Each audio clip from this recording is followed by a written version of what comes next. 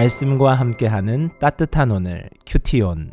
모세가 가데스에서 에돔 왕에게 사신을 보내며 이르되 당신의 형제 이스라엘의 말에 우리가 당한 모든 고난을 당신도 아시거니와 우리 조상들이 애굽으로 내려갔으므로 우리가 애굽에 오래 거주하였더니 애굽인이 우리 조상들과 우리를 학대하였으므로 우리가 여호와께 부르짖었더니 우리 소리를 들으시고 천사를 보내사 우리를 애굽에서 인도하여 내셨나이다.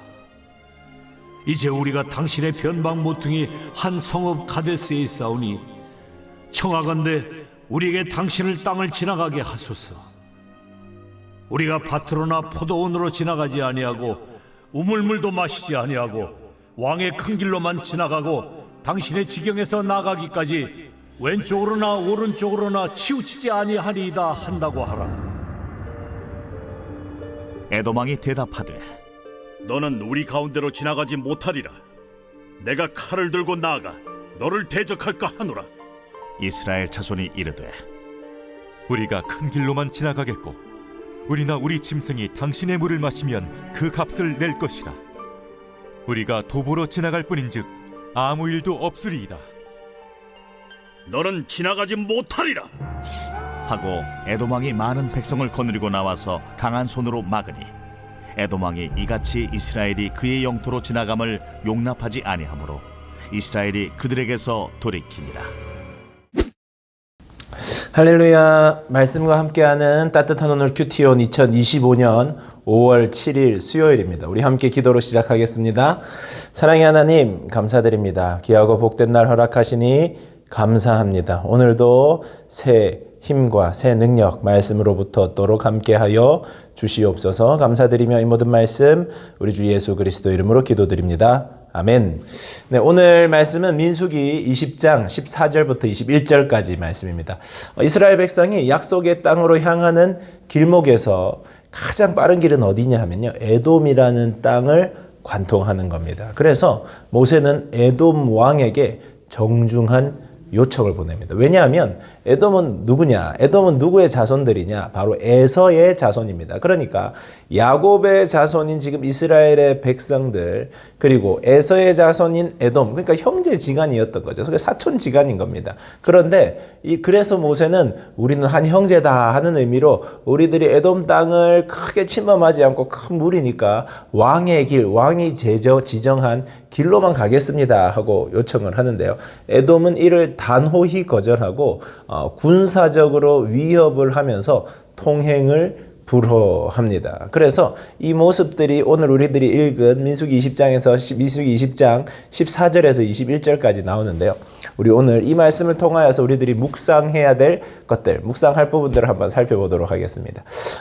모세는 에돔 왕에게 사자를 보냅니다. 이스라엘의 고난의 역사와 출애굽 과정들을 설명하면서 자신들은 평화롭게 이 땅을 지나가기만 할 것이니까 그저 보내만 달라고 요청합니다. 그리고 이것은 앞서 말씀드렸듯이 단순한 외교적 메시지가 아니라 형제됨을 바탕으로 한 강절한 호소였습니다. 14절 말씀을 보시면 당신은 우리 형제라라는 말을 쓰고 있습니다. 이 표현은 바로 그들의 큰 혈연적 배경을 상기시키기도 하면서 지금 이스라엘 백성이 광야 신세를 지며 걸어가고 있는 이 길에서 우리를 도와만 주면 우리가 형제로서 최선을 다하겠습니다 하는 약속의 표기도 했습니다. 그런데 이스라엘은 곁길로도 갈 수 없이 어떠한 것도 받아들이지 않고 에돔은 이 형제됨의 요청을 단호히 거부합니다. 그리고 그들은 무력 행사에 나서게 되는데 이것은 단순히 관계의 단절이 아니라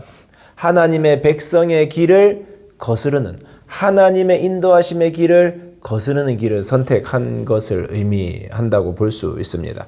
이렇게 에돔 왕은 이스라엘의 두 번의 평화적 요청을 거절하고 큰 군대를 이끌고 나옵니다. 전쟁을 선포하듯이 나오는 이 에돔의 모습에서는 형제, 사촌 간의 모습은 온데간데 없이 이스라엘을 패망시키겠다는 의지만 남게 됩니다. 우리들이 한번 생각해 보면요, 지금 이스라엘은 애굽에서 출애굽하여서 나왔지만 그들은 군사로서 온전한 모습을 갖추고 있지 않습니다.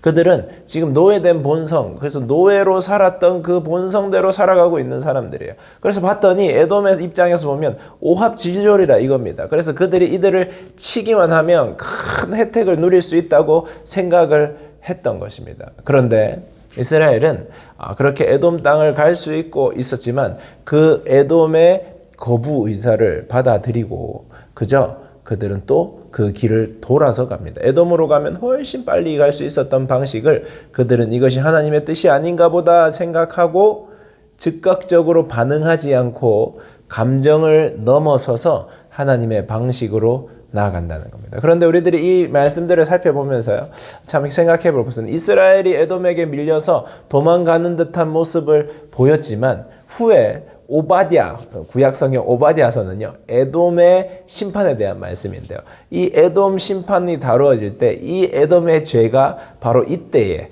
이 죄가 있었다 하는 것을 다루게 됩니다. 에돔은 그때 당시 사라지게 되고 역사의 무대에서 사라지게 되고 이스라엘은 돌아가는 길을 선택하지만 하나님은 그 여정을 끝까지 지키시고 보호하셔서 약속의 땅으로 그들을 인도하셨다는 것을 우리들이 알 수 있게 됩니다. 하나님의 길은 인간의 계산과 다르다는 것을 우리가 알아야 되는데요. 우리는 원하는 길이 막힐 때 또는 억울한 대우를 받을 때, 오해받을 때 너무 답답합니다. 하나님은 어디 계신가? 하나님은 어디 있는데 도대체 이런 일이 있는가 하는 불만이 쌓일 수 있는데요. 그런데 여러분, 하나님의 방법은 우리와 다르다는 것을 기억하시기 바랍니다. 나에게 막힌 것과 같은 길, 이해받지 못하는 상황, 그때마다 여러분 하나님의 방식을 붙드시기 바랍니다. 이스라엘은 그때에 막힌 상황에서 돌아가야 되겠다는 결정을 하고 돌아가게 됩니다. 그것이 하나님의 길이었고 그 순종의 길, 화평을 추구하는 그 길을 통하여서 하나님은 이스라엘 백성들을 훈련시켜 가셨음을 알 수 있습니다. 여러분 답답한 것 같은 상황, 여러분 생각 같지 않은 상황에서도 하나님의 뜻을 구하며 하나님의 방법으로 하나님의 인격으로 나아가시는 여러분들 되시기를 바랍니다. 묵상을 위한 질문인데요. 첫 번째 질문은 나는 갈등이나 막힘의 순간에 어떤 길을 선택하느냐 하는 질문을 한번 해보시면 좋을 것 같고요. 두 번째 질문은 나는 화평을 추구하는 자인가 아니면 내 뜻을 관철시키는 자인가 한번 자기 자신을 돌아보는 시간이 되면 좋겠습니다. 그러면서 들으면 좋은 찬양은 주의 길을 걸어가는 동안에 라는 찬양인데요. 내가 주의 길을 걸어가는 동안에 주님의 방법으로 나아가는지 나의 방법으로 나아가는지 묵상해 보시는 시간 가지면 좋겠습니다. 우리 함께 기도하겠습니다.